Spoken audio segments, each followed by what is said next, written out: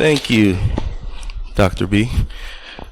My name's Justin Varner. Appreciate you all being here. I'm excited to talk to you all about deception technology. 2022 really is the year of deception technology. People and companies are trying to figure out a new way to do breach detection and alerting and monitoring, because what we're doing isn't working. Every single year it gets more expensive, more breaches. We need a new way of doing things, and so I'm going to talk to you about some ideas for how we might do that. Well, first, let's talk about honey traps, honey pots, honey tokens, what they are. They are security mechanisms designed to force adversaries to announce their presence. They can come in the form of tokens and honey pots, and I'll talk more about those in depth in the subsequent slides. This is a component of a larger discipline known as deception technology. The goal here is to be a trickster. The more of a trickster you can be, the more success you'll have thwarting your adversaries.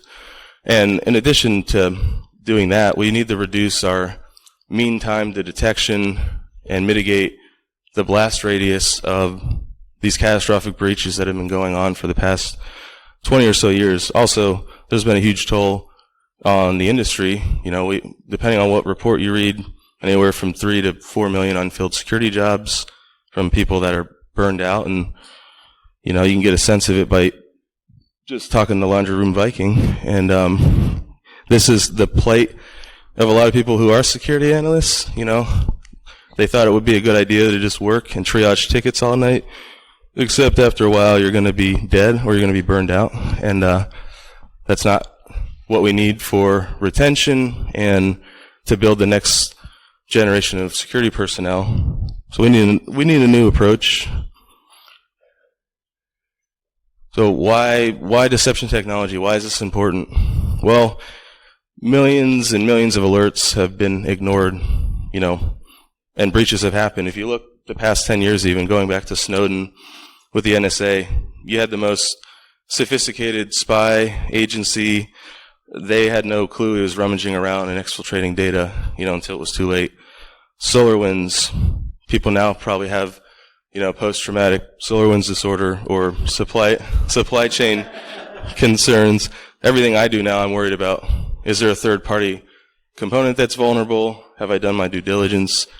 You go back to last year with Colonial Pipelines, you know, that had physical effects. Gas was unavailable on the east coast of the United States for 10 days, and it's going to get worse with the convergence of physical and virtual. And if any of you remember from 2012, Jimmy McMillan, he ran a campaign in 2012 about the price of rent being too damn high. He was right, and if he saw the price of cybercrime now, he would be even more disturbed. So this is estimated to have cost $6 trillion to the global economy last year. About every 39 seconds, a business is breached. 2025, they're expecting this to cost $10.5 trillion, which is, you know, half the United States GDP. And the FBI said there were about 847,000 complaints filed last year, which is absurd. But until now, there was zero chance of any solution. So let me tell you. This is another alarming statistic. This was from IBM's data breach report from 2021. 212 days before even detecting a breach, let alone remediating. Remediation was 279 days. And if you look at some of the biggest breaches of all time as far as records, you had CAM4. It's interesting because there's 10.88 billion accounts, but there's 7 billion humans. This is a naughty streaming site, so clearly people didn't want others to know that they used the platform. Yahoo, many facets of their platform got breached. Yahoo Sports, Fantasy, Stocks.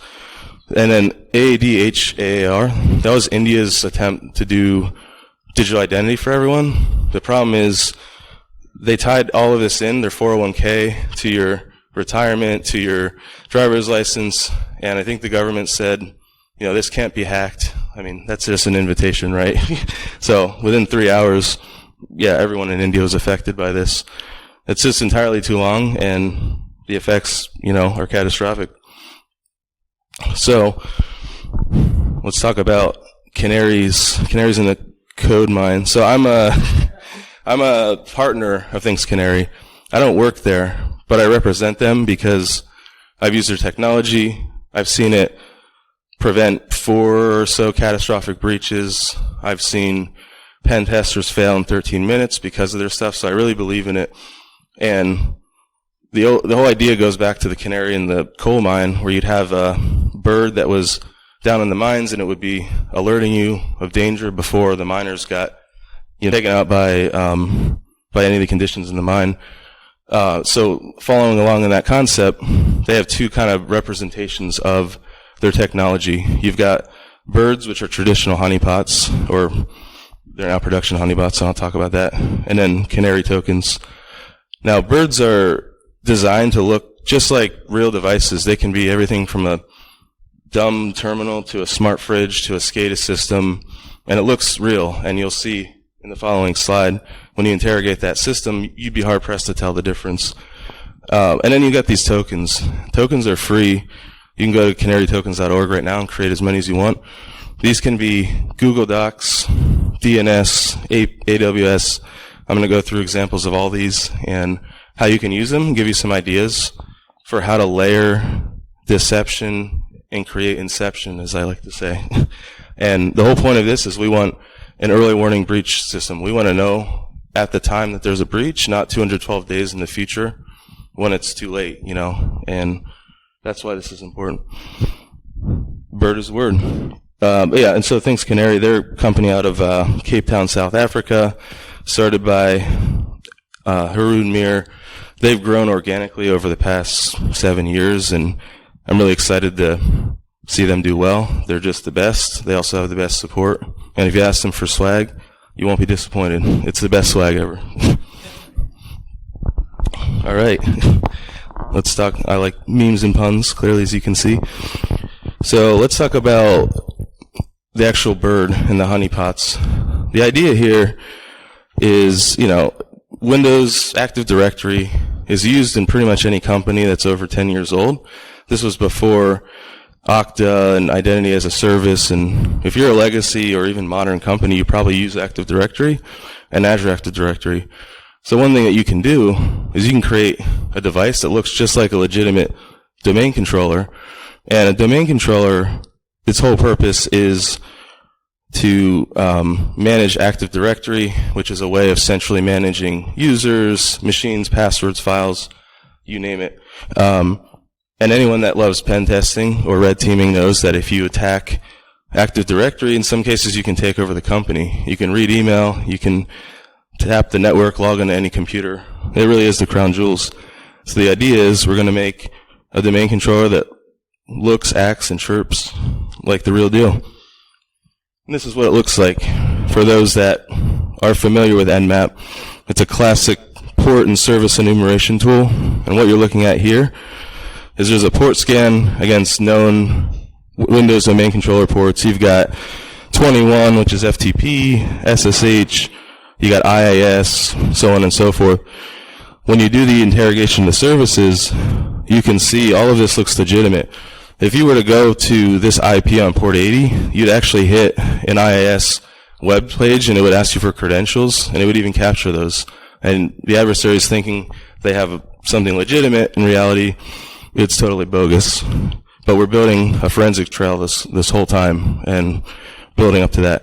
And even if you start looking down at port 389 and 88, you can actually create a legitimate domain like 80.thinks.com or 80.bsides, so on. And even SQL Server, it'll show you like the version, the build, all of those things. It's very convincing, and you'd be hard-pressed to tell the difference between a real domain controller. Oh, the formatting's a little messed up. But, yeah, you don't need to light up your own Christmas tree this year, because this is what happens when you do fire your port scan. Not only do you get alerts that people are interrogating all of the ports, but if somebody tries to log into Microsoft SQL with, say, SA, which is common, it's going to capture that credential. It's going to capture any attempt to access these services, if you have a file share, like SMB over 445, if they hit that, it's also going to say they access this file share. You can even put documents within the file share and layer it to create more and more deception. And for alerts, you have multiple avenues for endpoints. You can use Slack, PagerDuty, email, SMS. This is the console they give you. And even in this process, people get tripped up because once they visit a site with their browser, you're going to get all these browser header. You're going to get information about the browser from fingerprinting it. So you're going to get the IP, the machine type. You're slowly but surely gathering information that you can use forensically. And even if you're not going to be able to de-anonymize this person, you'll have enough data to give to a third party and give them a head start.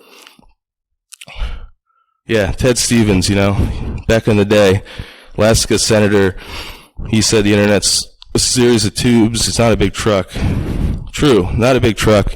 It's mostly noise, and in fact, it's mostly gray noise. So the reason I bring this up is because the idea of a honeypot now in the Thinks world is built around production honeypots, where they sit inside your network, and they're designed to give you real-time alerting when you have issues organizationally. The outside bird is designed to be a traditional research honeypot that goes back 20 years or so, and all it does is passively listen to IPs, and what you can do with that is you can filter it through gray noise, which is a meta-thread Intel service, and it says, give me the IPs, we know what are bots, what are content delivery networks, all these things, we're going to leave just the stuff that you care about. So you get 50,000 IPs hitting your WAF, you might get a couple hundred to go investigate. Going to save tons of time. Going to help those analysts with their burnout problem. Super cool company, free service. Just kind of gives you a glimpse into, just a bunch of IPs I had that I was collecting on an outside bird. Most of these are malicious and from China. No big surprise there. And there's another great integration in ways that you can use your canaries to do more. So Rumble is a company started by H.D. Moore, wrote Metasploit, awesome dude. The whole idea with Rumble is it's comprehensive asset inventory, and what you can do with Canary, there's a native integration. You can hover over an alert, launch Rumble, and it'll create the asset automatically and give you more context. Like this is my home IP in Richmond, tells me my autonomous service number, the location, my ISP, all of those things. So rather than just have alerts come in, you can say, this is one of my assets. Maybe it shouldn't be communicating this way. If you have an asset that's firing off alerts, for example, like a log4shitj token, that's probably an issue, and you want to know about that. So also recommend, and it goes together like George Foreman and grilled tilapia, or countertop grills, however you say it. Okay. Now that we've talked about honeypots and birds, we're going to talk about tokens and tokens. And this is where it gets really fun. And the first type of token I'm going to talk about is the recon token. And let me give you a couple examples of what you can do here. So most security people know DNS stands for Deceive Nosy Strangers, but in reality, it's a system that allows you to type in google.com, Yahoo, and not worry about the IP. Most people don't want to memorize it unless you're a weirdo like me, but this is why it exists. But we can use DNS tokens in a pretty elegant way. What we can do is we can deploy them on, say, dark network segments, like entire VLANs that shouldn't be used at all, and we have DNS entries mapped to them. So if somebody does a reverse lookup of, say, vault.whatever domain, it'll hit our DNS token as a CNAME, and it'll, hit the IP. One thing to note is, this is pretty obvious here where it says canarytokens.com. When you go and get the service, you can use your own custom domain and make it look legitimate. So it'll be, docs.bsides.co, so on and so forth. But they're free site. This is what you get, And even just from that, even just a DNS token, it didn't get my IP, it got the DNS server's IP, and I was using Cloudflare. But it even could still determine that I was in Richmond. So you're starting to build that forensic trail. Because once you know someone's in a location, they're using a certain machine type, and a browser, like if any of you have used the service Steam from Valve, they're constantly sending hardware data and they're gathering information, so you can see forensically where this can go.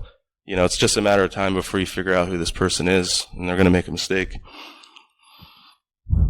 Okay, so this is probably one of my favorite tokens for all the nosy O'Donnells out there that are just poking around, and let's say they do some subdomain enumeration, and they're like, this sounds cool, vpn.domain.whatever, or in this case, I bought a phishing domain that I transferred to thinks.io, which is pretty high value, and I just wanted to see who was hitting it. And it's people from all over the place, all over the United States, Australia. It creates like a map for you, and it tells you like, okay, is this part of a larger campaign, or is this is this limited? Because this might help you with your threat intelligence service to say, there is a sustained campaign against my organization, and I want to know about it, or it's just some bored schmuck, who's just hitting the site. But this token gives you a wealth of information. Not only do you get geographic info from the IP, you get the user agent. So I already know this is Chrome on a Mac. So again, you're shrinking down your pool of potential people. How many people use a Mac in Dundee and Chrome? You can figure this out, You even can figure out JavaScript. There's a lot of attacks against JavaScript that will inadvertently spit out an IP. The FBI did this with the Tor browser in 2013 when they de-anonymized Freedom hosting. It was an application layer attack, and JavaScript went nuts on Windows browser and accidentally spit out the last IP of the exit node. So these things can be useful. And it even knows that I'm on a Mac Intel. This is my M1. So yeah, how many M1s are there in Dundee? Not that many, because supply chain. Dodge no. So this token here is great. This is a clone website token, and why I love this is you can use this token to figure out anytime your legitimate domain has been cloned and redeployed. A lot of times it's nothing. Some people will test on localhost, or they'll have some staging site. But I've seen phishing domains purchased and this token deployed, and we were able to contact the registrar and get this taken down by cease and desist. And if nothing else, it can start to tell you, coupled with the web redirect token, like, yeah, is there some legitimate campaign happening externally that you should know about?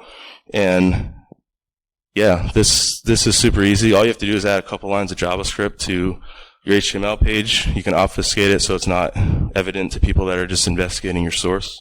Super helpful.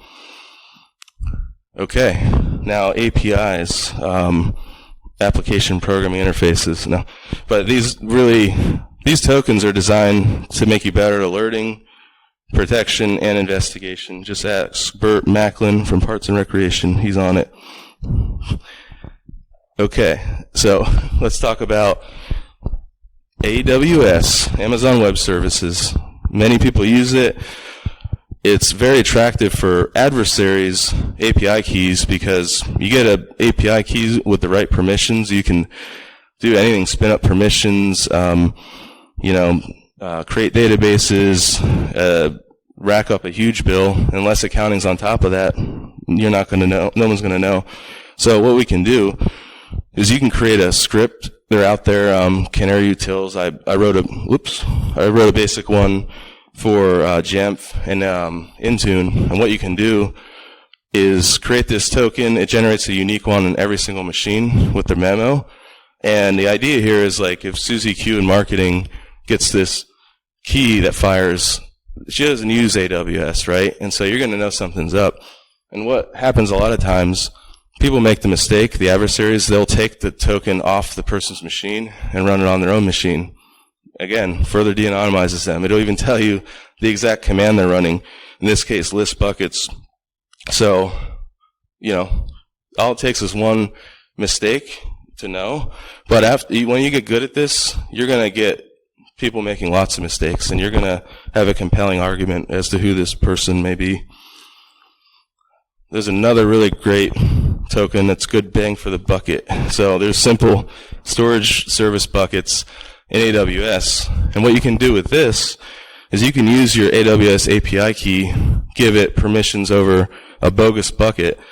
The beauty in this is any command that runs S3, like listing buckets in an account, it's going to hit this token, it's going to fire an alert. So you can name it something that's convincing or blends into your current bucket names, Aetna Health. Just listing it is going to tell you, well, someone's snooping around. But you can add additional permissions if you have false positives, or if you use Terraform or something to deploy infrastructure. You can say, I only want to give certain people permissions to it, but if anyone's accessing this directly, this is probably an issue. And this token's neat because it'll even show you the exact type of HTTP request, the user agent again. This was using the AWS Bodo 3 Python SDK. Again, on Linux, if I continue to keep using tools on this Mac M1, pretty soon it's gonna be known who I am. It's like, well, there's this clown who's just, trying to do pen testing and hitting every token he can come across. And then similarly, you get your Slack alert, you get your console alert, any number of endpoints. You can even send to a SIM, which I'll talk about at the last stage. Super useful. And then there's a lot of memes wrapped into this one. Let me explain. So, Exhibit back in the day on Pimp My Ride had a great way of layering together ideas. Like if you like fish tanks, you could put a fish tank in your car, and then you could drive it to an aquarium. But the idea is with Slack tokens, which are also very appealing, like AWS tokens, you can drop Slack tokens in Slack. And if somebody compromises a Slack account, they're going to go find that token, they're going to use it, and they're going to probably go back to MySpace after that. But no. But it looks so legitimate, and you can also assign permissions, bogus permissions over a fake Slack space. By default, these have no permissions.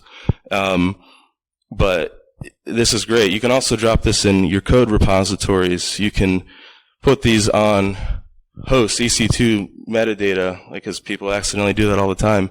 Put them in places where they're going to be discovered, and they'll be hard to use. And if you have a problem with secrets management now, like a lot of companies, what I tell people is, yes, work on cleaning up the secrets, but in the interim, litter your known secrets with a bunch of these bogus secrets, because you're going to get people, if they're mucking around, to trip over this. And so you'll at least have visibility, but this is no substitution for good preventative controls, like secrets management.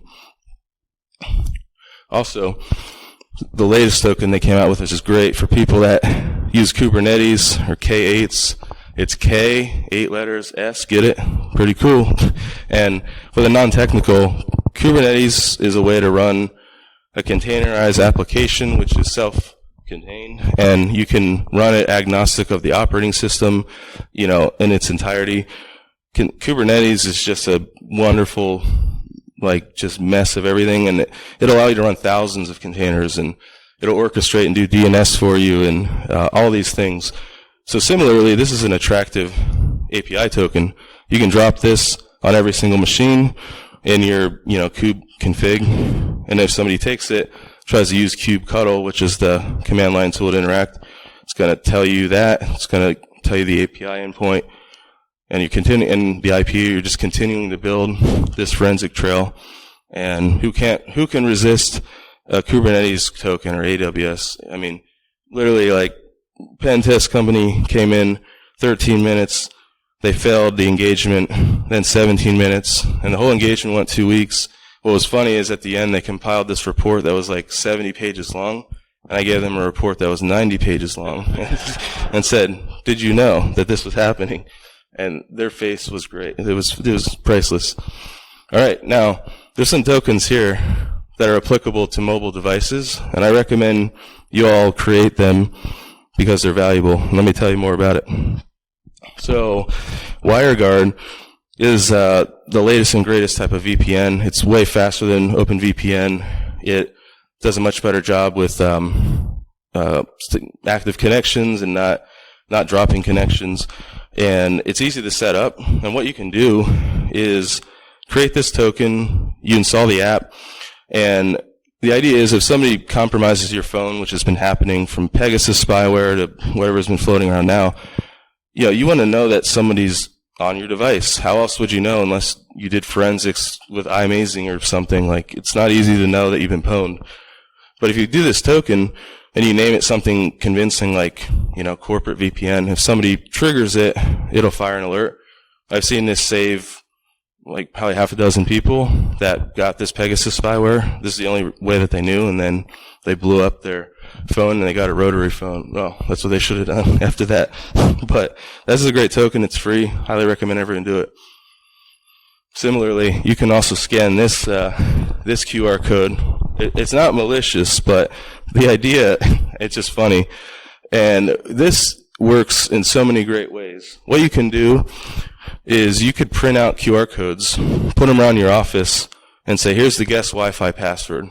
But you probably don't have guest Wi-Fi, because if you're doing things right, you're pushing out the password with Jamf or something. So the only person that's going to try to connect is, someone that's just up to no good, rummaging around. That's one technique. But one that I've seen very effective is you create this QR code as new device enrollment, for Okta or MFA. Hard to resist. You put it in their inbox. You can even spoof it from Okta or a security team. They'll scan it, and it's going to rickroll them or whatever you want to do. You can send them any number of places. This particular one just sends you to Canary tokens with a randomly generated like movie quote or meme or whatever. But bad guys hate it when you use this one weird trick, that's for sure. Okay. Now we're going to talk about psychological warfare and mind games. Yes, that is an optical illusion. If you stare at it long enough, you're going to lose your mind. No. And this is really fun. The idea here, once you get to this phase, your goal is to mess with your adversary, get them to question their sanity, and ultimately leave before you do something to apprehend them. So one of the types of information warfare you can do is you can create database tokens. And this useless pile of nothing looks pretty convincing. NFT payments, who's not interested in some NFTs, right? Looks like a database, but if they interact with it or use it, they're just like, whoop, nothing happens. But again, we've gotten valuable data. We know where they are. We'll know the commands they run if we get that far. You can get super creative like this. You could put a token inside of a token. So you could put a DNS token in here and lead them down a path. And so you say, hey, this database makes a connection to, let's say, vault.things.io. They might hit that thing, and they're going to fire an alert on a DNS token. You can get super creative here. There's no limit to what you can do. Your imagination's the only limit. Yeah, what if I told you conspiracy theories are actually conspiracy realities? Some of them are in time. But the idea here is you can really start to engage on a level that is downright confusing. So you might create a Google Doc or a Word doc or PDF, and it has an appealing name like executive compensation plan or go-to-market strategy, and someone's going to open it because they're going to be snooping around, and you can use that as an opportunity to drop a truth bomb on them. You could tell them about Roswell or aliens or HARP or, globalists, you can go on and on. In this case, MK Ultra, which sounds like a conspiracy theory because it was, but it actually happened. And at this point, they might just reevaluate their life, and maybe they'll pursue justice or finding the truth. Who knows? But there's a chance that they'll leave. And an interesting point about this, there's this company called BitTrap that's doing something really interesting where they will pay adversaries at different points, bug bounty, depending on when they leave. So if you pop a server, and we know about it from Canary, they'll say, okay, if you leave now, $5,000. If you get further along, $4,000. And the offer dwindles until they get so far along that you're screwed, And so don't keep going further. It's a cool concept. I think, is partnered with them. It's not official, but I like it. I think it can discourage people, especially with information warfare. And similarly, you can spread some bullish sheets, and similar to the way that you would engage with Google Docs, you can put all kinds of juicy financial bits in here. I don't know if there's any D.B. Cooper fans out there. He was the only person who successfully hijacked an aircraft and got away with it. And to this day, we don't know who he is. There's theories around it, but he jumped off with 200K, and he probably died in the process. But if you can prove otherwise, you get $100 million. It's a cold case, though. Closed it in 2016. But what if this adversary opens this sheet? They get really interested in DB Cooper, and that's their life mission. That's a worst case scenario. But you can get super creative with this. Okay. And then this builds to what I call better breach deception with inception. Inception, that's a mouthful.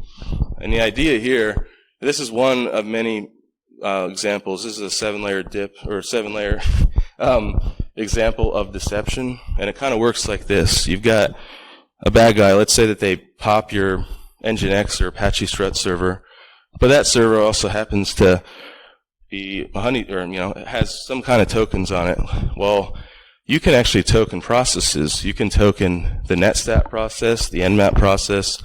So they'll get on this host, they'll do situational awareness, netstat, nmap, TCP dump, netcat, you name it.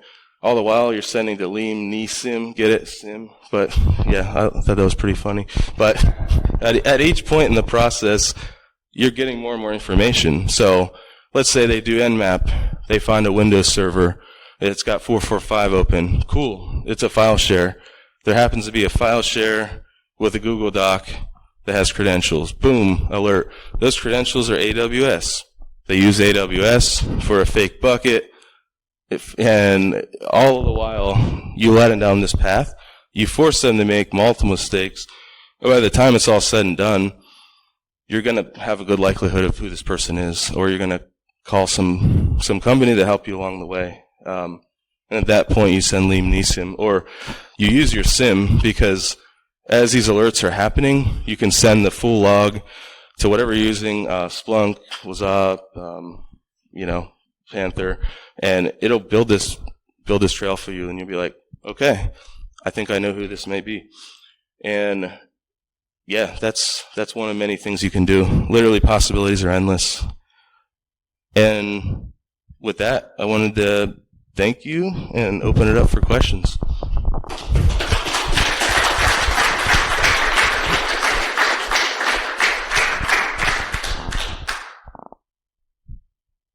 Definitely silence.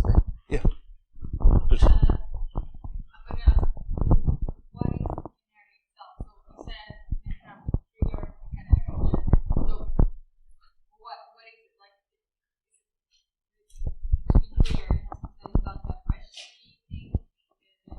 Yeah, that's a good question. So it can either be like a bird, which is like a honeypot. So they talk about canary birds, which are like, here's this device. It can be like a cloud device. It can be a virtual machine. It can be a physical device. And you configure this bird to run SQL Server or Jenkins or you name it.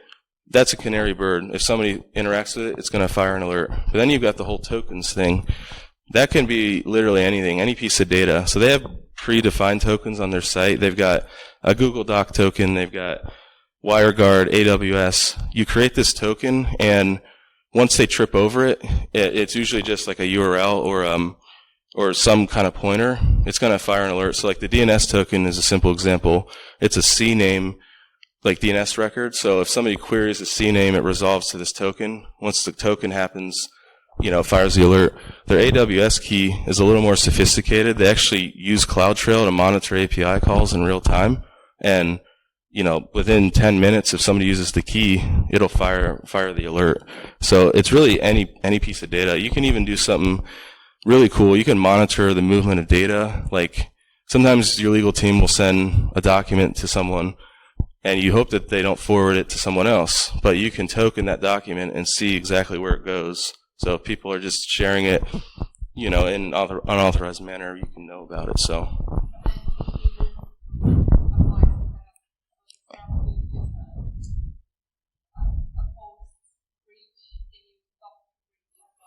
It's a good question. So this is not intended to replace like preventative controls. It's meant to say, okay, someone's in your network, assume breach, right? It's not a matter of if, it's a matter of when and how badly. Once you've been breached, you want to know as soon as possible and not 212 days when it's way too late, people are gone, at that point. But that's, still do your firewall or your VPNs, endpoint protection, all those solid things for sure. Thank you.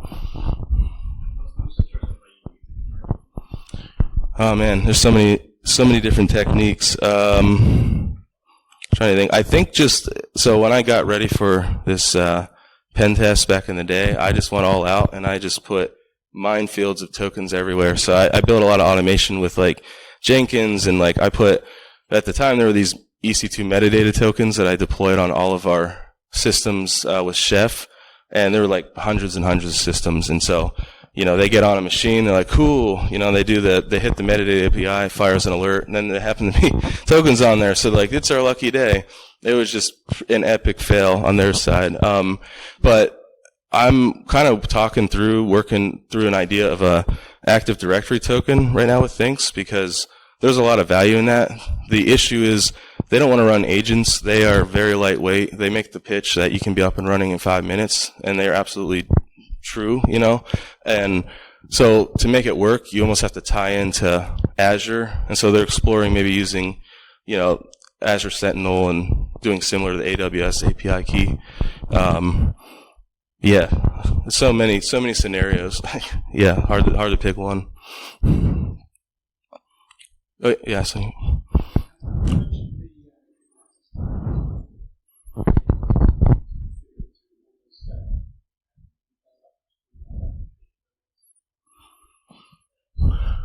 Yeah, so as long as it's part of whatever mechanism you use to deploy, say your pods or your containers, like if it's part of your flow, like, I've done this with GitOps where, a new container gets spun up and it's part of the kind of user data or like the YAML you give it, you can have it like fetch a token and it can deploy it on every machine. And the neat thing is because you can have unlimited, you don't need to worry about expiring tokens. Like, you can run some API calls to clean them up, but it'll generate a fresh pair. It'll tell you the timestamp, so you'll know that it's modern, and you can get better with your variables too, because like sometimes there's not a lot of actionable data, right? If it just says this is pod dash something, right? You want to know like what's the host name, and so you can pull in those variables and use that to construct the token, which is really, really helpful. So thanks for the question.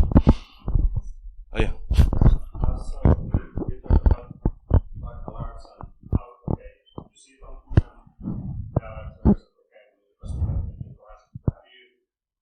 Examples of good use cases where you actually automate some of the security procedures. So, you put this story in that, and then you actually can automate this. Yeah. Great question. And yes, so I set up, Gray Noise doesn't have a native integration with Canary, and Rumble doesn't allow you to create assets. However, what I did was I built through SOAR. I use this product called Tines. They're in Dublin. They're great. And what happens is it fires a Canary token. It'll look at Gray Noise and say, is this a known IP? Is it not? If it's not known, it goes to the flowchart, goes to Rumble, creates the asset, gives you context, creates a JIRA ticket. Super easy story to do. Tons of like examples like that. But yeah, I'm happy to talk to you more after this about some specific ones. We're at time? Oh, I'm on time? Okay, I heard one more question. So.